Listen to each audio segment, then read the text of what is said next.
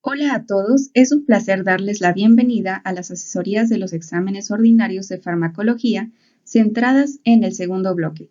Durante esta sesión abordaremos más de 40 preguntas de tipo departamental diseñadas para fortalecer su comprensión de los temas claves. Lo mejor de todo es que podrán pausar la sesión en cualquier momento para asimilar la información a su propio ritmo. Después, les proporcionaremos una retroalimentación detallada para reforzar su aprendizaje.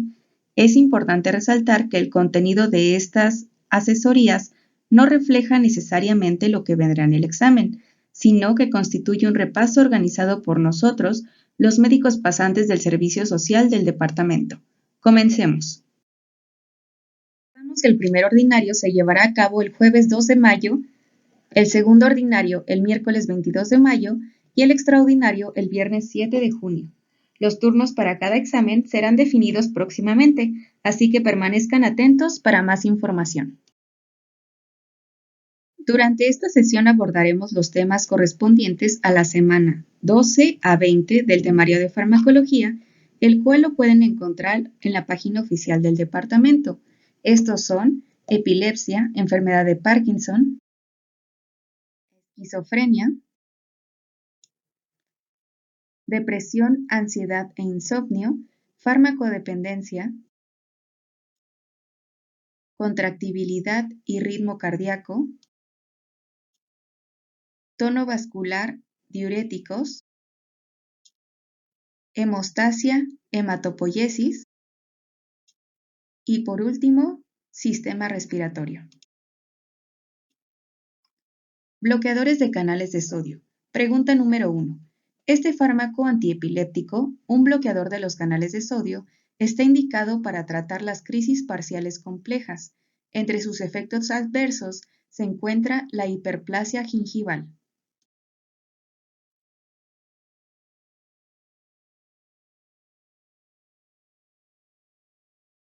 La respuesta es B, fenitoína. La hiperplasia gingival ocurre aproximadamente en 20% de todos los pacientes durante su administración crónica. Al igual tiene reacciones adversas como arritmias cardíacas, efectos en sistema nervioso central, osteomalacia, efectos hematológicos y lupus eritematoso inducido por fármaco. Mecanismos de GABA, canales de calcio y sodio. Pregunta número 2. En lo que respecta al mecanismo de acción del ácido valproico, ¿es correcto afirmar que?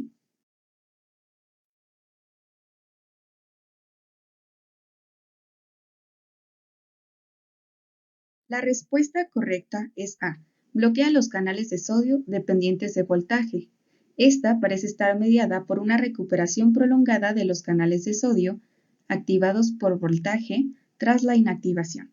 Dentro de otros mecanismos de acción, produce pequeñas reducciones de la corriente de calcio en canales tipo T a nivel talámico y aumenta el contenido cerebral de GABA, estimulando su síntesis e inhibiendo su degradación. Mecanismos sobre glutamato y canales de sodio. Pregunta número 3. ¿Cuál de las siguientes opciones describe con precisión el efecto adverso más comúnmente asociado con el uso de topiramato en pacientes?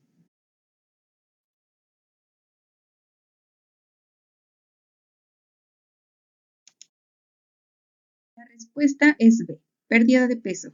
Los efectos adversos más comunes son somnolencia, fatiga, pérdida de peso y nerviosismo. La proteína SV2A. Pregunta número 4. Afecta la excitabilidad neuronal al modificar la liberación de glutamato y GABA a través de una acción sobre la función vesicular.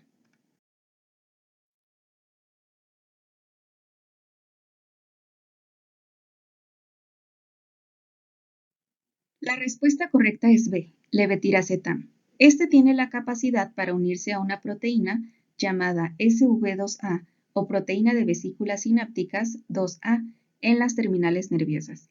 Esta unión modula la liberación de neurotransmisores como el glutamato y GABA, lo que puede contribuir al efecto antiepiléptico al reducir la excitabilidad neuronal. Entre otras opciones que estaban en la pregunta, la etosuximida es un bloqueador de corrientes de calcio de umbral bajo. La lamotrigina inhibe la liberación sináptica de glutamato al actuar en los canales de sodio. Combinación de precursor de dopamina e inhibidor de dopa descarboxilasa. Pregunta número 5. ¿Cuál de las siguientes afirmaciones describe mejor el fenómeno on-off asociado con el tratamiento de levodopa-carbidopa en la enfermedad de Parkinson?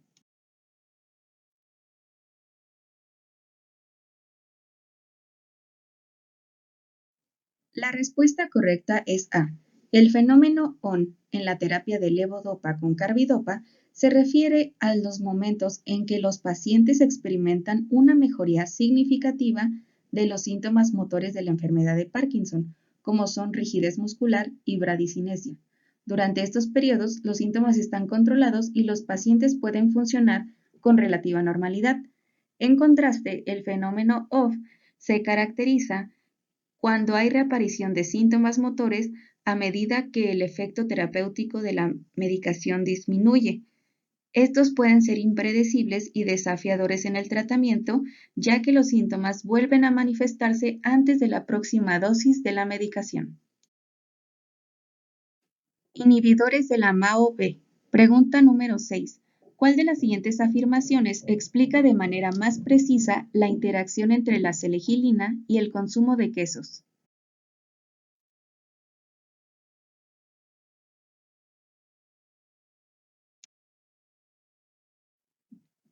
La respuesta correcta es A.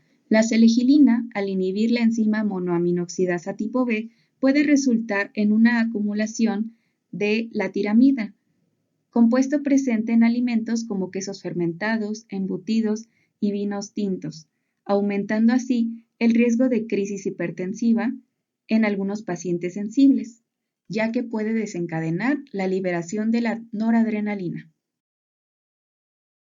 Antagonistas de receptores dopaminérgicos. Pregunta número 7. ¿Cuál de las siguientes opciones describe mejor un efecto adverso asociado con el uso del pramipexol en el tratamiento de la enfermedad de Parkinson?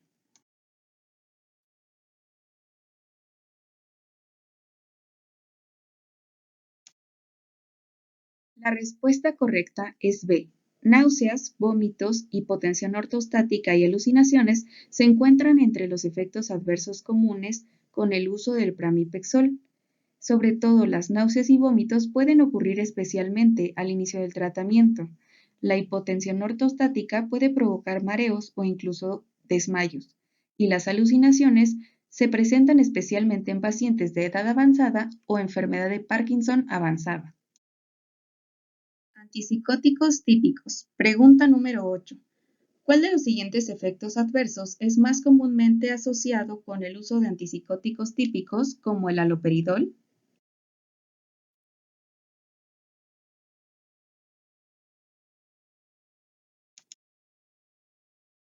La respuesta correcta es B. Disinesia tardía, parkinsonismo y síndrome neuroléptico maligno. Estos antipsicóticos típicos son conocidos por causar efectos adversos neurológicos importantes. La disinesia tardía es uno de los efectos más preocupantes y persistentes asociados al uso prolongado. Son movimientos involuntarios anormales como sacudidas faciales, movimientos de la lengua y movimientos corporales irregulares. El parkinsonismo incluye síntomas como rigidez muscular, temblor y bradicinesia, debido a la capacidad de antagonizar los receptores de dopamina en el cerebro. El síndrome neuroléptico maligno es una complicación grave, pero rara, caracterizada por hipertermia, rigidez muscular, alteración del estado mental y disfunción autonómica, que puede ocurrir como una reacción adversa aguda. Antipsicóticos atípicos. Pregunta número 9. Un paciente de 40 años es diagnosticado con esquizofrenia y su médico decide iniciar un tratamiento farmacológico con un antipsicótico atípico. Después de algunas semanas de tratamiento, el paciente informa mejoría en los síntomas positivos de la esquizofrenia, pero también ha experimentado somnolencia durante el día. ¿Cuál es el mecanismo de acción principal de los antipsicóticos atípicos como el que está tomando este paciente?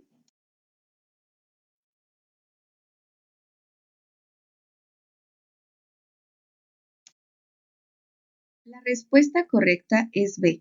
Los antipsicóticos atípicos actúan bloqueando tanto los receptores de dopamina D2 como los receptores de serotonina 5-HT2A. Este doble mecanismo de acción ayuda a reducir la actividad dopaminérgica en ciertas áreas del cerebro y también modula la neurotransmisión serotoninérgica. Esto resulta en una mejoría de los síntomas de la esquizofrenia, incluidos los positivos y los negativos. Sin embargo, el bloqueo de receptores serotoninérgicos también puede causar efectos secundarios, como somnolencia diurna, debido a la modulación de la función serotoninérgica en el sistema nervioso central. Inhibidores de la recaptura de serotonina. Pregunta número 10. ¿Cuál de las siguientes opciones describe mejor la relación entre la adaptación de los inhibidores de la recaptura de serotonina y el tiempo de latencia para su acción terapéutica en el tratamiento de la depresión?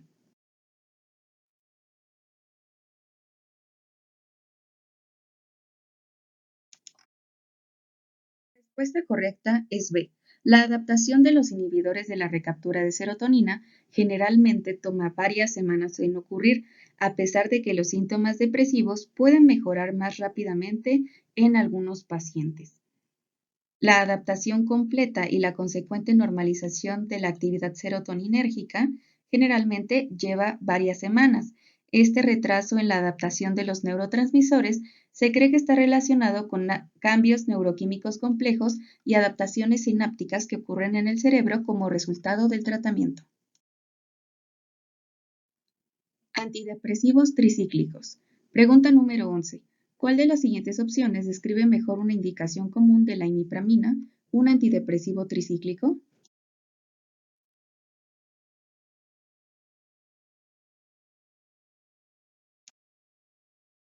La respuesta correcta es C.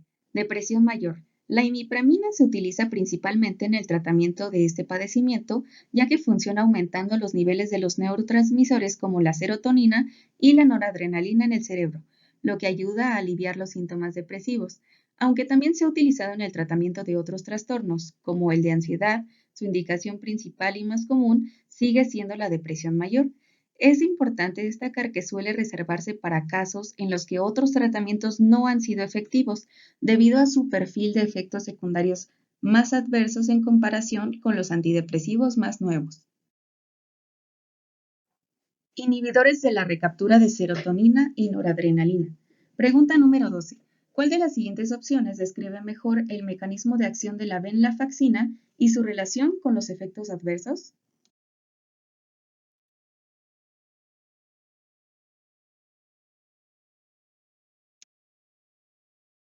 La respuesta correcta es A. Inhibe la recaptura de serotonina y noradrenalina, lo que puede provocar efectos adversos como insomnio y aumento de la presión arterial.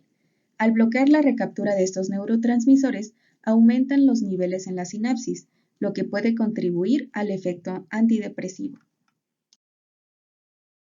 Antidepresivos noradrenérgicos y serotoninérgicos. Pregunta número 13. ¿Cuál de las siguientes opciones describe mejor una indicación clínica específica del mecanismo de acción y efectos sedantes de la mirtazapina?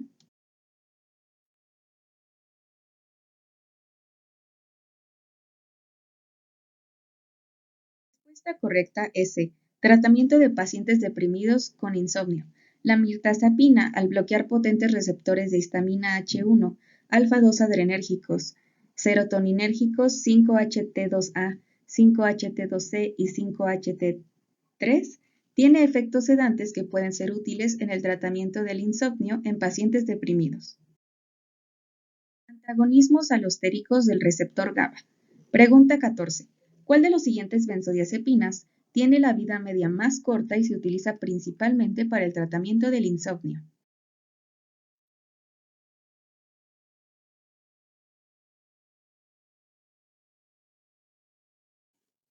La respuesta correcta es C. Triazolam. Es una benzodiazepina de vida media corta, con vida media de eliminación aproximadamente de 2 a 5 horas. Se utiliza para el tratamiento a corto plazo del insomnio debido a su rápido inicio de acción y corta duración de acción.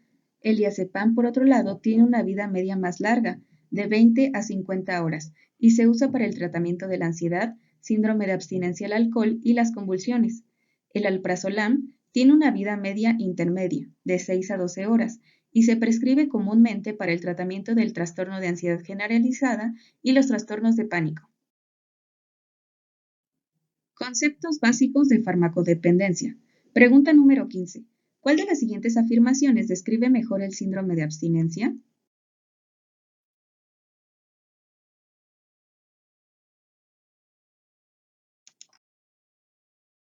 La respuesta correcta es A.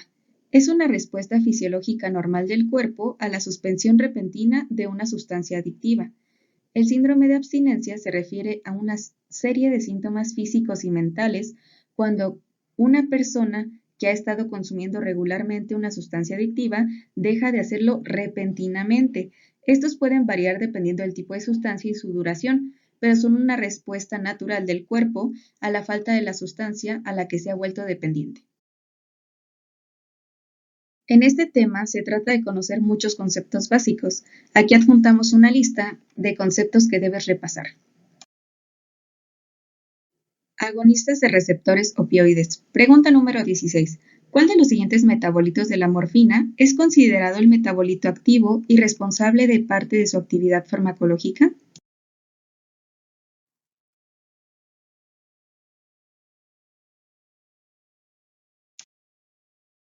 La respuesta es B, morfín 6-glucurónido. Este es considerado el principal metabolito activo de la morfina. Tiene una potencia analgésica similar a la morfina y contribuye significativamente a la actividad farmacológica del medicamento. Agonistas de receptores cannabinoides. Pregunta número 17. ¿Cuál de los siguientes compuestos es el principal responsable de los efectos psicoactivos de la marihuana?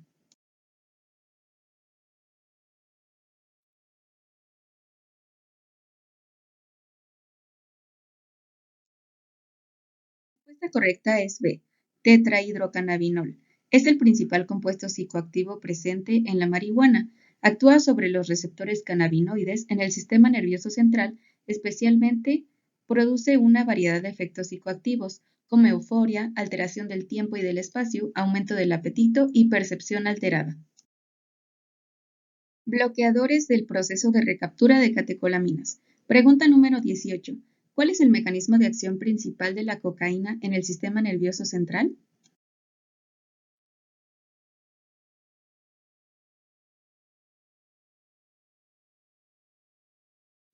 La respuesta correcta es B.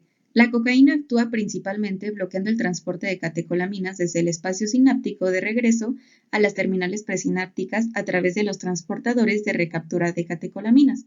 Esto lleva a una acumulación de estas en el espacio sináptico, lo que intensifica y prolonga su efecto estimulante del sistema nervioso central. Este es fundamental para los efectos eufóricos y estimulantes de esta sustancia. Depresiones neuronales por acciones múltiples. Pregunta 19. ¿Cuál es el principal metabolito tóxico del etanol que contribuye a los efectos adversos del consumo excesivo de alcohol?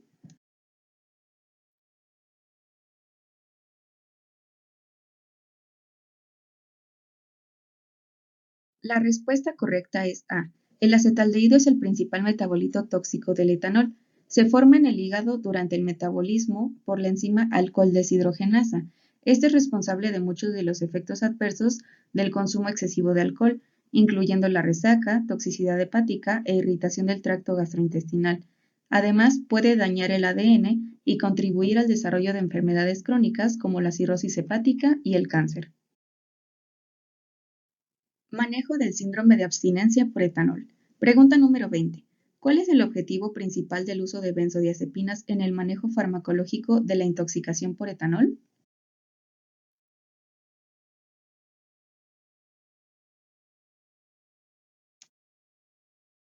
La respuesta correcta es la A. Las benzodiazepinas se utilizan comúnmente en el manejo de la intoxicación por etanol para controlar los síntomas de abstinencia como irritabilidad, ansiedad, temblores y convulsiones. Estos actúan como potentes sedantes y ansiolíticos al potenciar la actividad del neurotransmisor GABA en el sistema nervioso central. Al aliviar estos síntomas, pueden ayudar a prevenir complicaciones graves asociadas por etanol como convulsiones y delirium tremens. Agonista de receptores nicotínicos. Pregunta número 21. ¿Cuál es la principal consecuencia a largo plazo del consumo de tabaco relacionada con la nicotina?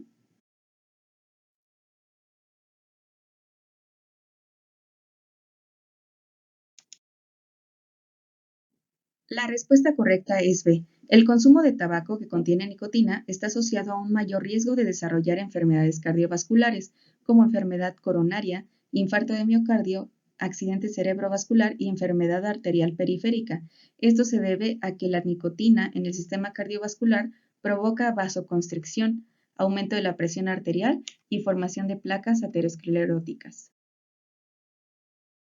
Fármacos adrenérgicos. Pregunta número 22. ¿Cuál de las siguientes opciones describe mejor el efecto de los agonistas del receptor adrenérgico beta 1 en el sistema cardiovascular en comparación con los antagonistas del receptor adrenérgico beta 1?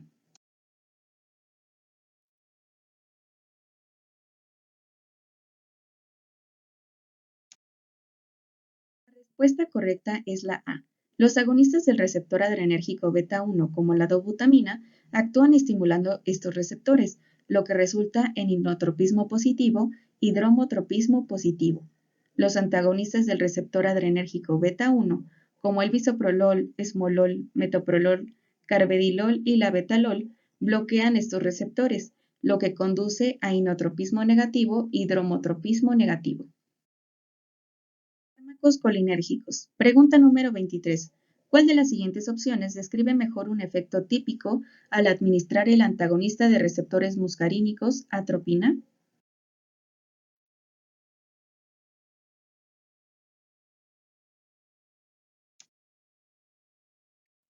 La respuesta correcta es C. Midriasis y gerostomía. La atropina, antagonista de receptores muscarínicos, produce midriasis al bloquear los receptores muscarínicos en el músculo esfínter del iris. Además, causa gerostomía al bloquear los receptores muscarínicos en las glándulas salivales. Estos efectos son característicos de la atropina y se utilizan en diversos contextos médicos, como exámenes oftalmológicos y para reducir la producción de saliva durante procedimientos quirúrgicos. De la bomba sodio-potasio ATPasa. Pregunta número 24. ¿Cuál de las siguientes opciones describe mejor la relación entre la digoxina, sus efectos adversos y su margen de seguridad?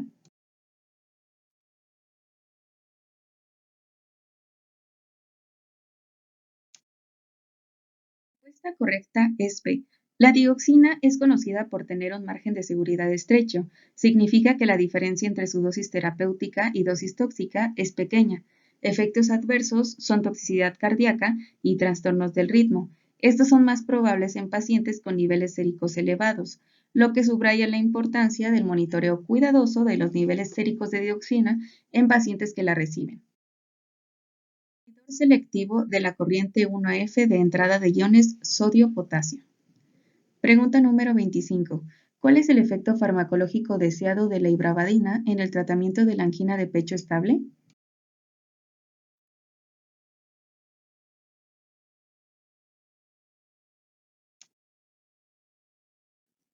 La respuesta correcta es B. Reducción de la frecuencia cardíaca. En el tratamiento de la angina de pecho estable, el objetivo principal de la ibravadina es reducir la frecuencia cardíaca, lo que conduce a una disminución en el consumo de oxígeno del corazón. A disminuir la frecuencia cardíaca, se reduce la demanda de oxígeno al miocardio, lo que puede ayudar a aliviar los síntomas de la angina de pecho y mejorar la tolerancia al ejercicio en pacientes con esta afección. Positivo sensibilizador de la troponina C. Pregunta 26. ¿Es cierto sobre el levosimendan?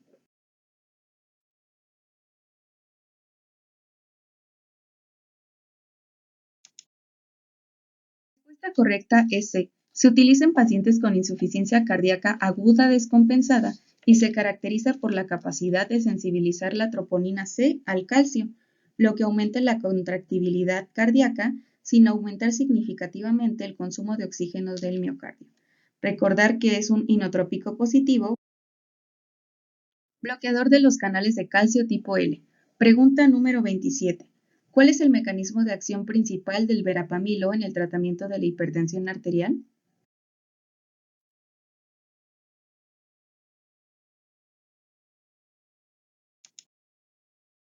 La Respuesta correcta es B. El verapamilo actúa principalmente en músculo liso vascular y cardíaco. Al bloquear los canales de calcio tipo L, disminuye la entrada de calcio en las células musculares lisas vasculares, resultando en vasodilatación y disminución de las resistencias vasculares periféricas, reduciendo la presión arterial. Además, también tiene efectos sobre el corazón, disminuyendo la frecuencia cardíaca y contractilidad.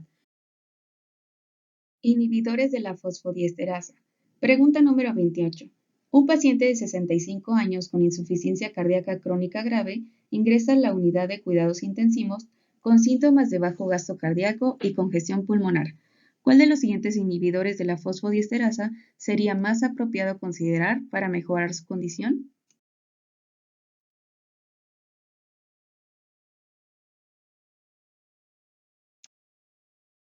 La respuesta correcta es A, milrinona, debido a su capacidad para aumentar la contractilidad cardíaca y reducir la precarga y la poscarga, particularmente importante en pacientes con insuficiencia cardíaca crónica grave y síntomas de bajo gasto cardíaco. La milrinona aumenta la contractibilidad cardíaca al inhibir la degradación del monofosfato de adenosina cíclico a AMP cíclico, lo que resulta en una mejora de la función contractil del corazón.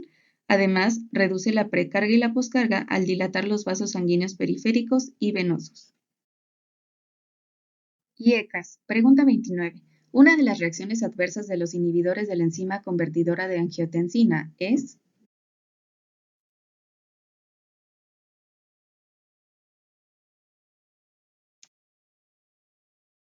La respuesta correcta es C, hipotensión por un descenso rápido de presión arterial en su primera toma.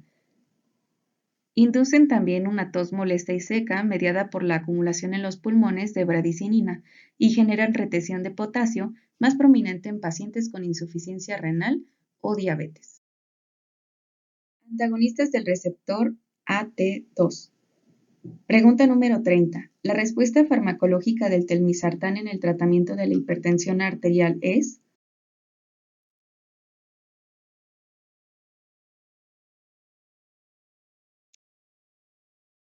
La respuesta correcta es C, relajar el músculo liso y promover la vasodilatación. Como podemos ver aquí en el esquema, los efectos antihipertensivos serían vasodilatación, también es un antifibrótico antiinflamatorio porque disminuye el estrés oxidativo y antiproliferación, es decir, que hay protección cuando se dan estos fármacos. Bloqueador de los canales de calcio tipo L. Pregunta número 31. El nifedipino tiene como reacción adversa el edema periférico. ¿Esto se debe a?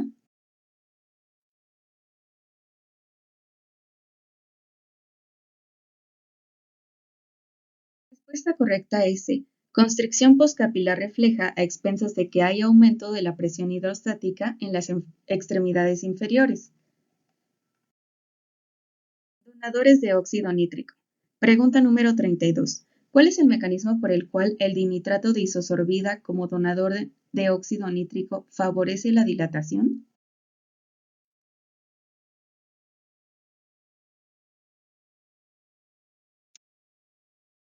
La respuesta correcta es C. El dinitrato de isosorbide actúa como donador de óxido nítrico a través de la vía de la guanilatociclasa. Cuando éste se metaboliza en el cuerpo, libera óxido nítrico.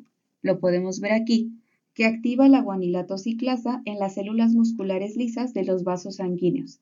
Esto conduce a la formación de GMP cíclico, que a su vez produce la relajación de las células musculares lisas y dilatación de vasos sanguíneos, reduciendo la carga de trabajo del corazón y disminución de la presión arterial. Varios mecanismos postulados. Pregunta número 33. En el uso de hidralazina debemos tener en cuenta entre sus características farmacológicas que...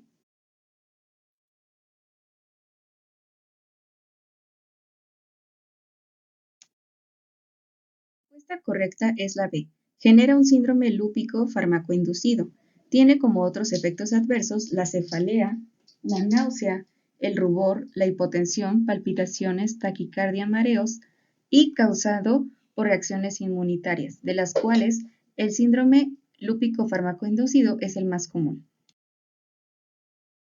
Inhibidores del cotransportador sodio-cloro. Pregunta número 34. Un hombre de 55 años con cálculos renales necesita un medicamento para disminuir la excreción urinaria de calcio. ¿Cuál sería el medicamento más adecuado para este paciente?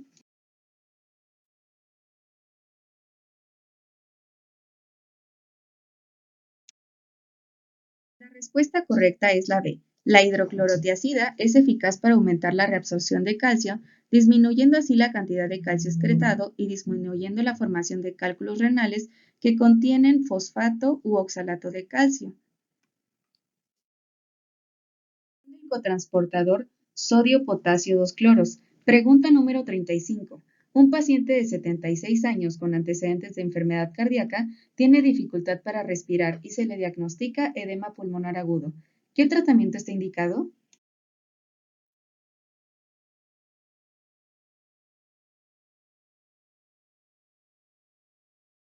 La respuesta correcta es B, furosemida. Al administrar un diurético, se reduce la acumulación de líquido en los pulmones y mejora la oxigenación y la función cardíaca.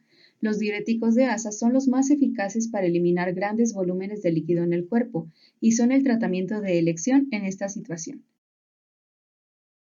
Antagonistas del receptor de aldosterona.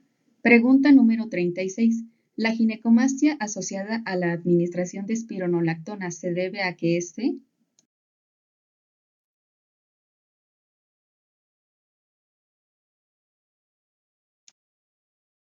La respuesta correcta es A. La espironolactona es un agonista parcial de los receptores androgénicos. Diurético osmótico. Pregunta número 37. Respecto al manitol utilizado como tratamiento de hipertensión intracraneal y ataques agudos de glaucoma, ¿es cierto decir?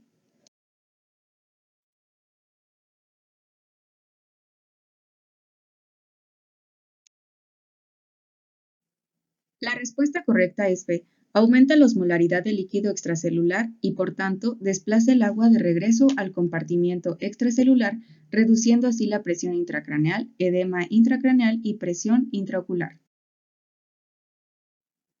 Antiagregantes plaquetarios. Pregunta número 38.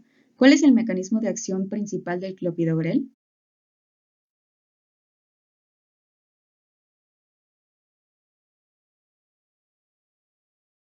La respuesta correcta es A.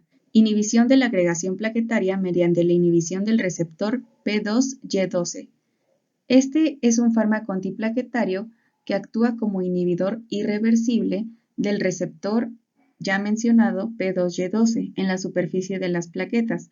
Al inhibirlo, bloquea la vía de señalización del difosfato de adenosina, lo que impide la activación y agregación plaquetaria, disminuyendo el riesgo de formación de coágulos sanguíneos y previniendo eventos trombóticos. Anticoagulantes. Pregunta número 39. ¿Cuál es el mecanismo principal de la warfarina?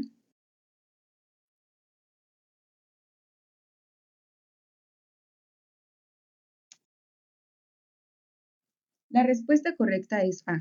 La warfarina es un anticoagulante oral que actúa principalmente inhibiendo la síntesis de factores de coagulación dependientes de vitamina K en el hígado.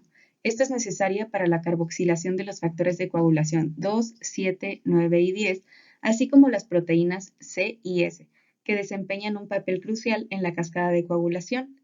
La warfarina, al inhibir la acción de la vitamina K epoxidorreductasa, regenera la forma activa de la vitamina K, lo que reduce la síntesis de factores de coagulación funcionales y prolonga el tiempo de coagulación. Anemia ferropénica. Pregunta número 40. ¿En qué forma se encuentra el hierro en el sulfato ferroso?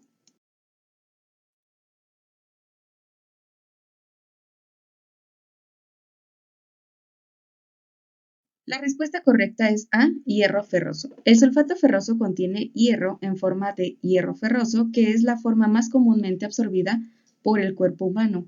Este es más soluble y biodisponible en comparación con el hierro férrico. Cuando se administra vía oral, se disuelve en el tracto gastrointestinal y se absorbe fácilmente en intestino delgado, lo megaloblástica. Pregunta número 41. ¿Cuál es el mecanismo de acción principal de la cobalamina en el tratamiento de la anemia megaloblástica?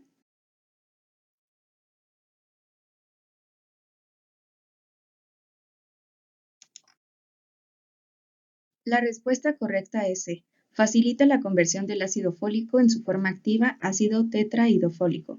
La cobalamina o vitamina B12 es esencial para la síntesis de ácidos nucleicos y la formación adecuada de eritrocitos, ya que actúa como cofactor para la enzima metionina sintetasa, que convierte el ácido fólico en su forma activa. Esta es esencial para la síntesis de timidina, un componente crucial del ADN. Condiciones anemizantes. Pregunta 42. ¿Cuál es el principal mecanismo de acción de la eritropoyetina en el tratamiento de la anemia?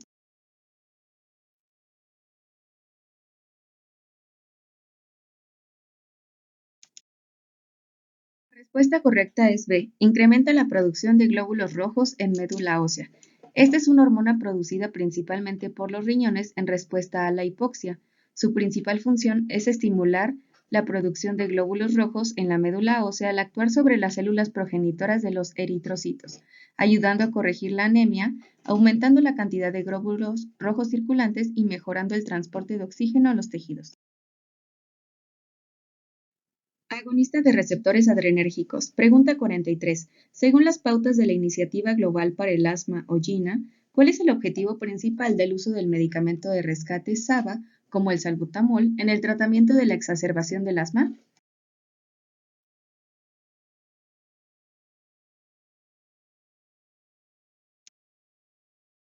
Correcta es la B. Controlar los síntomas de forma rápida y efectiva. Según las pautas de la GINA, el medicamento de rescate SABA o Short Acting Beta Agonist, como el salbutamol, se utiliza para controlar los síntomas agudos de la exacerbación del asma de manera rápida y efectiva. Estos actúan como agonistas de receptores adrenérgicos, aliviando la broncoconstricción de las vías respiratorias y mejorando la capacidad para respirar. Antagonista de receptores muscarínicos. Pregunta 44. ¿Cuál es el papel del antagonista de receptores muscarínicos bromuro de ipatropio en el tratamiento de la enfermedad pulmonar obstructiva crónica o EPOC?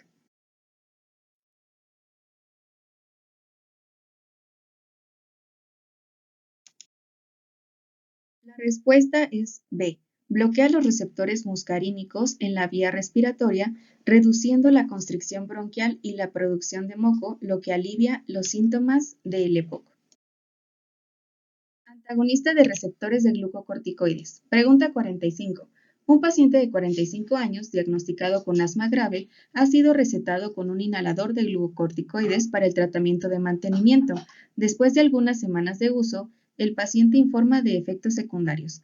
¿Cuál de las siguientes opciones describe mejor los efectos adversos más probables asociados con el uso de inhaladores de glucocorticoides para el tratamiento del asma en este paciente?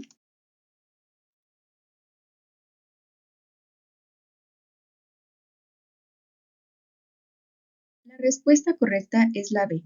Los efectos secundarios comunes de los inhaladores de glucocorticoides como fluticasona, beclometasona y budesonida incluyen gerostomía, candidiasis oral, irritación y sequedad en la garganta. Estos efectos suelen ser leves y pueden minimizarse enjuagándose la boca con agua después de utilizar el inhalador. Antileucotrienos. Pregunta 46. ¿Cuál de las siguientes opciones describe mejor una indicación del Montelukast en el tratamiento escalonado del asma?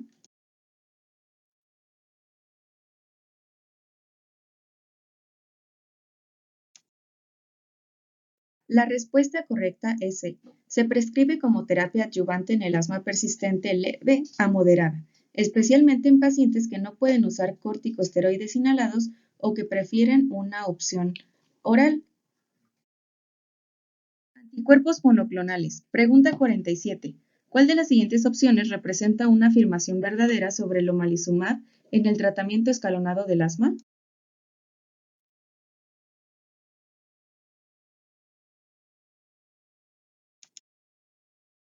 La respuesta correcta es B. Se administra vía subcutánea como terapia adyuvante en pacientes con asma alérgica grave no controlada, que tienen una respuesta subóptima a los corticosteroides inhalados a pesar de su alto costo, lo que limita su accesibilidad para algunos pacientes. Este es un anticuerpo monoclonal que se une específicamente y con alta afinidad a la porción Fc de la IgE circulante, evitando su unión a los receptores en la superficie de los mastocitos y los basófilos, inhibiendo la cascada inflamatoria y alérgica subsecuente desencadenada por la exposición a alergenos. Rinitis alérgica. Pregunta número 48. ¿Cuál de las siguientes opciones describe mejor el enfoque de primera línea en el tratamiento de la rinitis alérgica?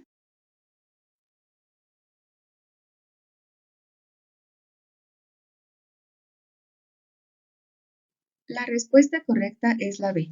La combinación de mometasona y loratadina se utiliza como tratamiento de primera línea en la rinitis alérgica. La mometasona es un corticosteroide intranasal que actúa localmente. Su mecanismo de acción implica la inhibición de la liberación de mediadores inflamatorios y supresión de la respuesta inmune local. Además, previene la proliferación de células inflamatorias y reduce la permeabilidad capilar en la mucosa nasal, mientras que la loratadina proporciona alivio sintomático, ya que es un antihistamínico de segunda generación que bloquea selectivamente los receptores H1 de histamina periféricos, lo que evita la congestión nasal, goteo nasal, picor en la nariz y en los ojos. La loratadina no atraviesa fácilmente la barrera hematoencefálica, lo que reduce los efectos sedantes asociados con los antihistamínicos de primera generación. Fármacos usualmente empleados en el sistema respiratorio. Pregunta 49. ¿Cuál de las siguientes opciones describe mejor el uso común del dextrometofano por parte de la población general?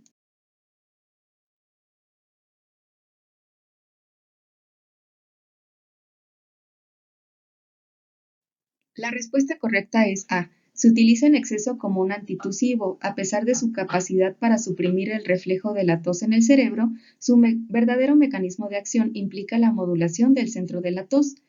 Este actúa como un agonista del receptor NMDA y como un inhibidor de la recaptación de serotonina, lo que resulta en la supresión del reflejo de la tos a nivel central. A pesar de este mecanismo, muchas personas lo utilizan erróneamente para tratar la tos sin saber que su eficacia radica en su acción sobre el cerebro y no en el tratamiento sobre la productiva. Eso sería todo. ¿Cuántas acertaste? Mucho éxito. Si tienes dudas, escríbelas en la caja de los comentarios y estaremos atentos a responderlas. Y los dejo con esta frase: recuerda que lo imposible solo cuesta un poco más. Hasta luego.